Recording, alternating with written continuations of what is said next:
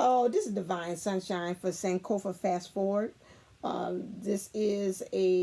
These messages are from past loved ones coming in. I do this by signs. This is by monthly. This is a way in which that your past loved ones or your ancestors are able to help you on your twin flame journey, because they can see from perspective of that once upon a time they were human, although they had transferred into being new energy that's without the vehicle of the body, and that they also have through their own life review can see some of the pitfalls and things that they did wrong, and they can kind of help you as well as you are on your journey, because now they're looking from a place of unconditional love. And so that these are, as I call, resources. Like you have your angels, your guides, your messengers, and your higher self, and also the higher self of your divine counterpart. But they also are ones that can help you as a resource in helping you to see what you need to do next. All right, so this reading is for the sign of Sagittarius. So let's kind of look and delve in and see what past loved one is guiding you now for the month of April. While you're on this journey, I seen one and then it went back in. Only one card, please. Only one.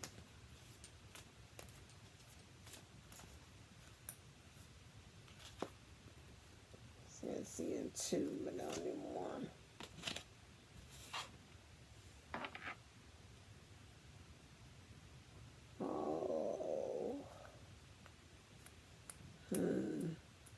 Okay, this one is pulled out too, so I'm going to look and see. Okay, so you have two loved ones that's for the month of April that are really trying to help you out. Sagittarius, because you got two signs. So we have here the sun. Hold on a second, I'm being guided to turn my phone off. Hold on a second, I don't want to be disturbed. Put the disturb on. Okay, because I don't want anybody coming in while I'm doing this, and I got to type it all over again. That doesn't benefit us. So you got the Son of Knives. I don't know why I did that. I need to bring the book out. And let's see about, and the Father is Sim. So to me, it's your father, whoever was the patriarch or father. It could be a grandfather, it could be a father, or somebody who's like a father figure to you. That's it.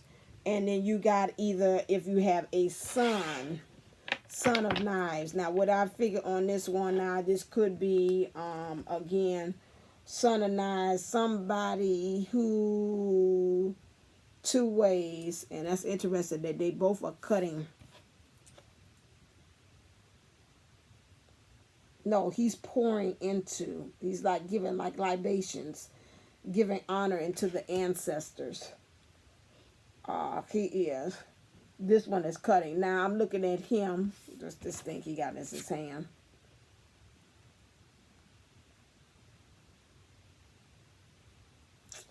These is two different things. I'm trying to see, are they speaking the same thing? This son had some vices here.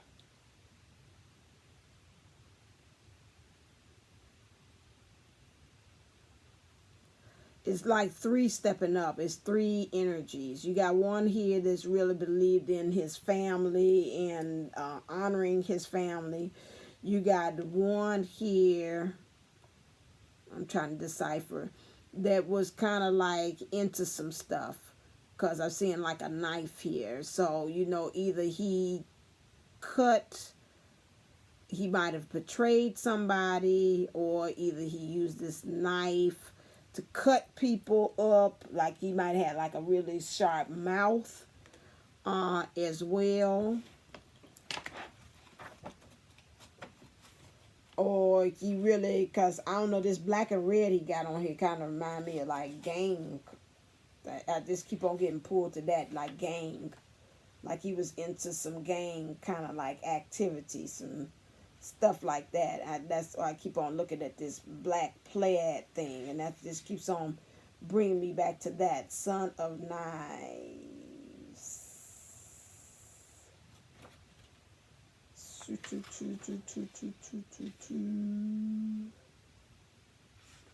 Okay, where that's at? Son of Knives.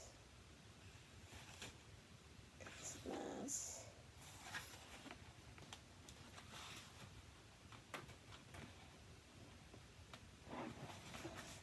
Okay, here we go. Thank you.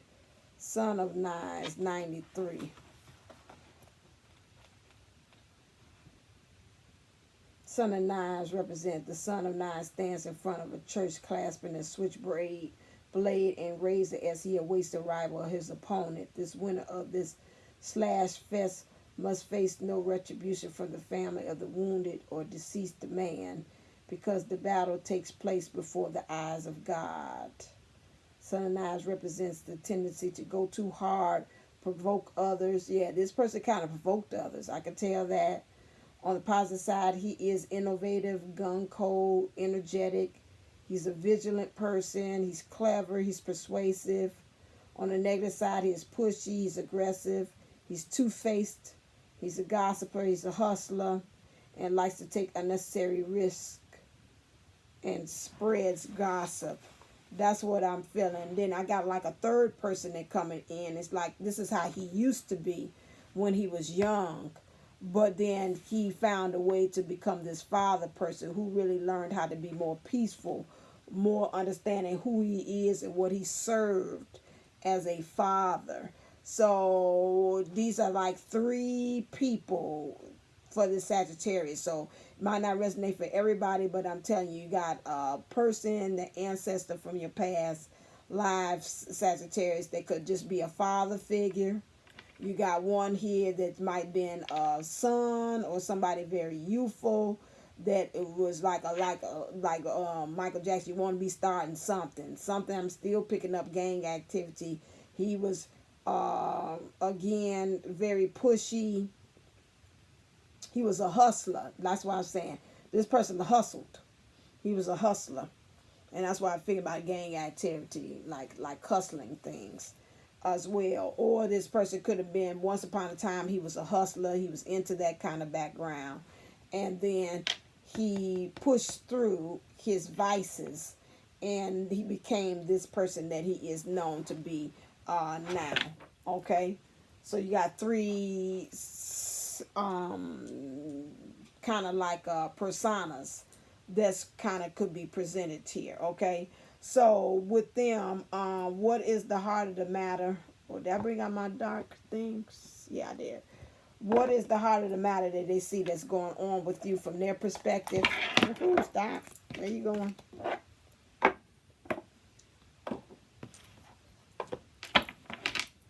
Clear. What's the heart of the matter?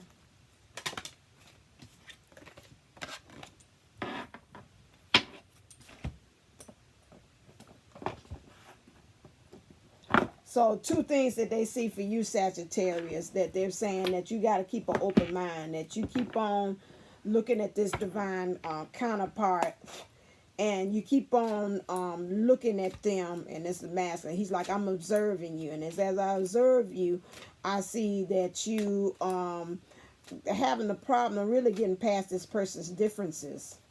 You keep on looking at them and saying, oh, they different, but you're not getting past that. And they're saying the reason why is that is because something about you as a child, when you were little,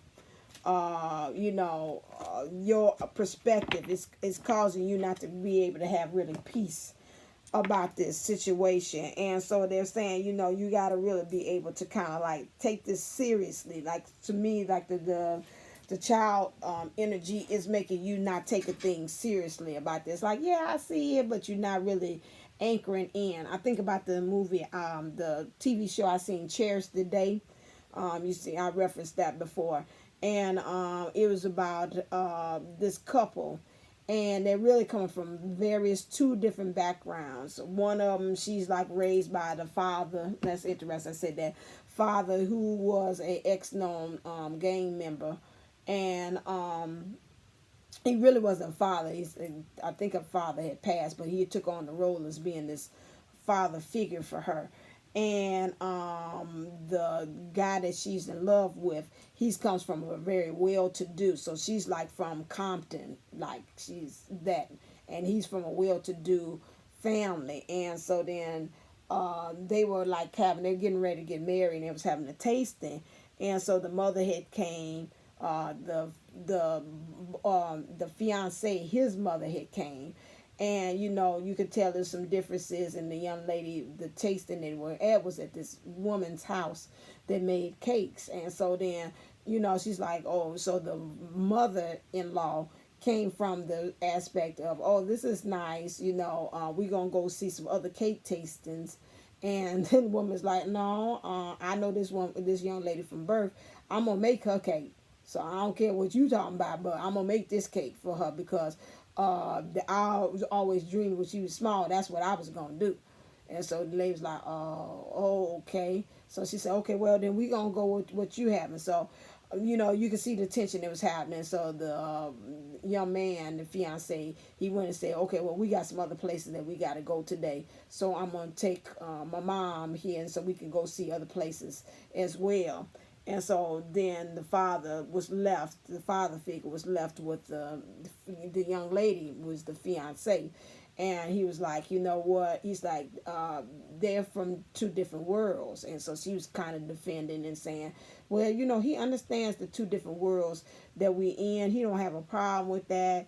And he was telling her in so many words, I don't care about you saying what he's saying. I'm telling you that they're from two different worlds, and that no matter how much he sells it to you, that he's okay with you being different, that is always going to still be there. And he said, what you need to do in order for this to be successful is to be able to see the differences and be able to embrace that and go on ahead, and not just wash it as like, yeah, I see it, and still make it black and white. Make it gray.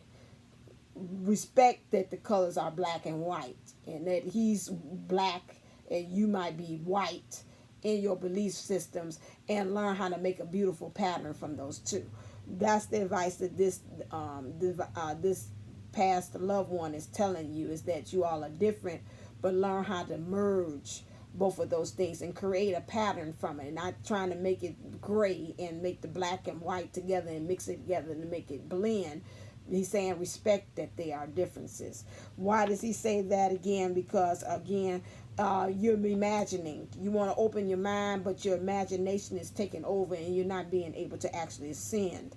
You're connected too much to illusions of things. Another thing why he said you need to keep an open mind is because this is going to help you create this loyal heart there. That you all are truly connected to each other, that you really truly belong to each other, and you're loyal to that understanding that we are different, but in those differences there's a need, there's a way that he feels the gap of things from his culture, if he's coming from a different aspect, or from you, if the feminine's coming from things, and we can learn from those things, and we can take those two things and leave them as their whole separate entities, but learn how to bring them together, just like a puzzle piece. And then be able to focus just on YouTube, because especially what I'm hearing, and from that example that I bought, that in some ways you got that outside people, especially when I told you all, when you all get into union, in physical union, it don't stop there. Now you got to take to the next level, that you got to maybe battle outside people, in-laws, friends, them not understanding that. And now you got to be strong enough to say, listen here, we got each other. I hear them all in my ears saying something about your divine counterpart, but saying, listen here, this one is the right one for me. I don't care how it appears to you, but I know how they've been there for me, and I know how truly connected we are. When you're in those situations, Sagittarius, and I know, and you all are very good for being very optimistic, and this is what they're trying to say to you all, to not be so optimistic that you don't see that the colors are black and white and try to blur them into gray for you to be so optimistic. And that optimism can help you, propel you to go on to the next level with this. But my thing is to understand that in being in this situation, you've got to understand that it's going to be, in some ways, you against the world, you and your divine counterpart against the world. And you've got to be very steadfast in understanding that even in this union of you all coming together, that stuff just doesn't fall away. That this is something that you really have to be grounded in understanding that this is it. This is your counterpart, no matter how your friends might see, but this is your counterpart, and being in that. You'll get also a message. The guides will be able to help you.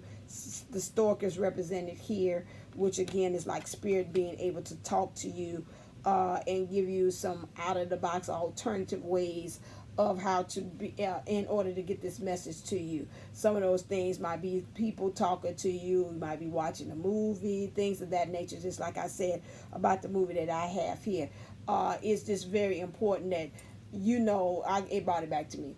And let me jump on it real quick. The reason why you're in this situation is because it's your opportunity to be able to change other people's minds, not for people to change your mind. That's something that you have to kind of remember again, that you're here to change other people's minds, not for them to change yours. So you set the pace, you set the thing. I think that's today in the reading that I had on Instagram for the daily, that the divine feminines in things is for you to beat to your own drum in your emotions, right? You're a divine masculine, divine feminine watching this. In your emotions, you got to beat to your own drum. They also say in your finances, in your career, is affected. Remember, love and money are connected. Money is a tangible substance and showing of your expression of your love. So if your money is funny, then your honey or your loving is funny. They want you to work on that is because they want you to really have a truth be told, which means to look at the window of your soul. Take the mask off. Stop looking at it from an emotional standpoint of you hiding, you emotionally masking your emotions as well. You got to become more wise, and you got to let the love flow. It also says you got to work on these finances in your career, because whatever it is creating you to have this round and round effect where there's no escapism to where you actually are, and it needs to end the cycle of this financial issues that you're actually in. They have observed some things, and they say you have observed some things as well, seeing that in your observing and seeing that you'll be able to see about what things you can strategize to become more smart, more cunning, how you can bring the spiritual aspect, the understanding and principles about what money and love is, and be able to connect that into the physical. So like you even thinking about you manifesting in the 5th D, but how to bring that down to the 3D, the understanding that abundance is your birthright. Okay, and then the next thing is to become poised. Oh Lord, I forgot this thing was charging up. To be poised. Then it has on there. I'm sorry, it did. I'm sorry. Yeah, go back off because I don't want nobody bothering me.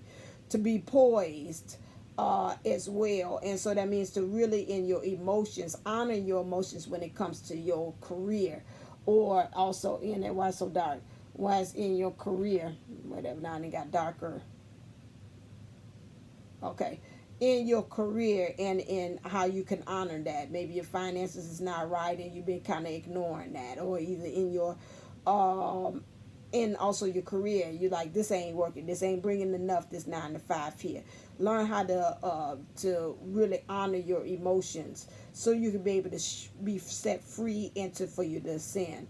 And then also between worlds, these finances is stopping you from really making that connection to go over into the world in which you actually want to do. Right now, everything is very gray, very drab, and also in these finances is stopping you to really go over into the world in which you actually want to be a part of, or you really actually want to manifest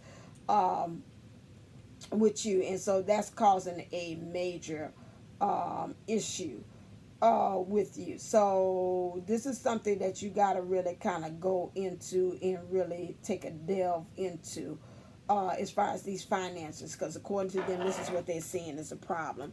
Let's go on, because I like it to be 20 minutes. So what is the problem? Clear. What is it that you're hiding?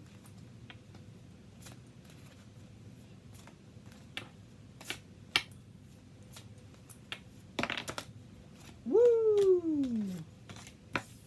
Those are jumpers. Okay, so what the thing that you're actually hiding is that in some ways, whatever kind of situation that you're in right now, you calling the storm. You asking for all this stuff to kind of like to crumble and to fall down. So you can really start with a new perspective. They're saying also naked before the stars. To me, when I see naked for the stars, that tells me that in some ways you've learned how to use your outward appearances or your physical attributes to kind of get you through where you actually are going. Why are you so dark? Okay. It's also playing a part as far as getting you through to the next level. And then they're saying, no, you got to start becoming naked. And letting and allowing for spirit to actually give you the energies and your patterns in which the next thing you need to go. You've been blinded by pain. According to this, it's like some of you all are in this position that you some kind of way of putting yourself in a self-imposed prison. That you believe that in some ways that the pain that you may have experienced as a child is about all you pretty much deserve to be where you are, and that pain that you had from a child, you can't see beyond that, and that's causing you to have issues to be able to see what's happening in the present and what's happening in the future. And like I said, that child, that it's got a lot of childhood things. Go to my playlist of childhood wounds and really go back and revisit that and see about what things that you might be suffering from, that you need to be able to heal from as far as your wounds, because your inner child is screaming out throughout these cards that you got some childhood issues that you have not dealt with, and the way you are now is not where you thought you would grow and aspire to be. This is the aspect that this divine, this past loved one is actually seeing you from. Let's look and see about what's the life changes that they see that you need to. I really like 20, but I want you to get the full thing here. What is it? Clear. What life changes do they see that you need to go through in order to be able to go to the next level, to ascend? It says join in. So some kind of way you need to kind of join in. Get on board with what life is presenting you. Join in to me means get together, come together with this divine counterpart. Stop being in separation with that. Get in on the fun. Some of you all maybe might be a little too serious according to them. You need to allow things to happen. You need to allow things to flow, allow things to occur. And that's what they mean by joining in, to become a part of. Say you haven't been becoming a part of things. This is what they're saying. Say hobbies. You need to bring you some kind of other interest in that's going to help to create this inspiration and this synergy to get you out of this, whatever this rut that they're bringing to me as well. They're saying that this person is like, to me, like on a track, and they just running around that track and they're not picking any other options to go into. Work with your crown chakra, your solar plex, and your heart chakra to help bring that in, okay, and see what things strikes your fancy. Like they're saying, they need to get a life of their own, because they keep on concentrating on what's going on with their counterpart or what's going on with others, and they need to kind of get this interest of their own. They have not been working on that. The next thing is take the next step now. And that's what they're saying. They're saying that you have not been. You've been, to me, on that one track. They keep on showing me like you're running literally a track, and like a train, and you have not gotten off that track. And it's like you need to move, excel to the next level, and you need to actually do that as well. What things do you need to surrender? See, clear. Brought it out right there. Surrender your fear of intimacy. That's what it's brought there. Say you don't want to join in. You don't want to come together. It's like in some ways this person, they saying that you want to just stay your own person, like Eve stands alone. Or, you know, it's like I'm independent. I don't need you to this person. And so, again, in some ways they say you're scared because of this childhood wound to bring somebody actually into the fold with you. So you are ready to let love in, capacity, identify, and begin to release any patterns that stop you from opening your heart. That again, in turn, I would say again, go back to the childhood wounds that I have. Go to also my Divine Unisocial Love.co. I have workbooks that also go along with that as well. What is the message that they want to get to you? Yep, I think it's all clear. Follow the golden rule, which is love thy brother as you love thyself.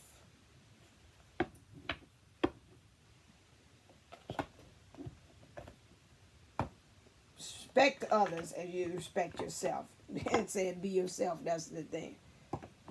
That's the golden rule.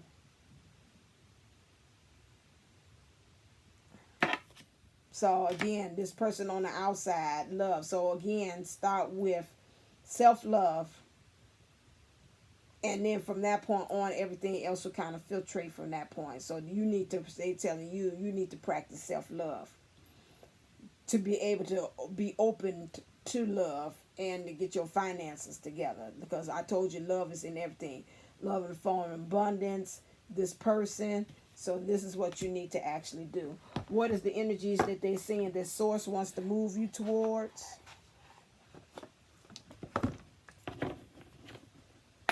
Clear.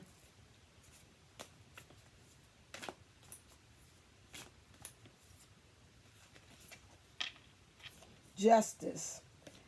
Justice to me, they're saying to me, is for you to really have freedom. You know, because whatever that this person did that they seen that they had did to you in the past, and that made you and created you this way when you was a child. It could be a father. I see that looking at it, not so. It says whatever it is, they say a father, or it could also be a woman that had very strong masculine energies that create you like this. It's like really being able to use your sword of truth, to create that balance within your life, because you're out of balance, they're saying. And they want you to really take an introspection look at your light and your shadow side to be able to really create this balance. And for you to get justice, like you say, justice is served. And for you to really truly feel like you have freedom and you have been released from whatever this bondage that you being connected to the past is not enabling you to be able to have this self-love. This is something that they want you to do. And so it's like, once you get that understanding about having self-love with yourself, you'll be able to follow the golden rule, which is to treat your neighbor as thyself. And that is, that's really what they want you to walk away and being able to know. I forgot about my pop-up. Can I get it? Yes, you can help. I was like, help me. Yes, you can. And they want you to know about how awesome you are. Clear. How awesome are you? Sorry, that was just one. Like I say, I want to do two. Okay, I'll pay attention to my ancestors. Whatever you want me to do. Let me be obedient. Say, no, that's okay, y'all. Follow your rule. Okay. Yours is, there is no equal to you. Okay. All right, then. So until next time, stay uplifted, stay motivated, stay ascending. Namaste, namago. Love you.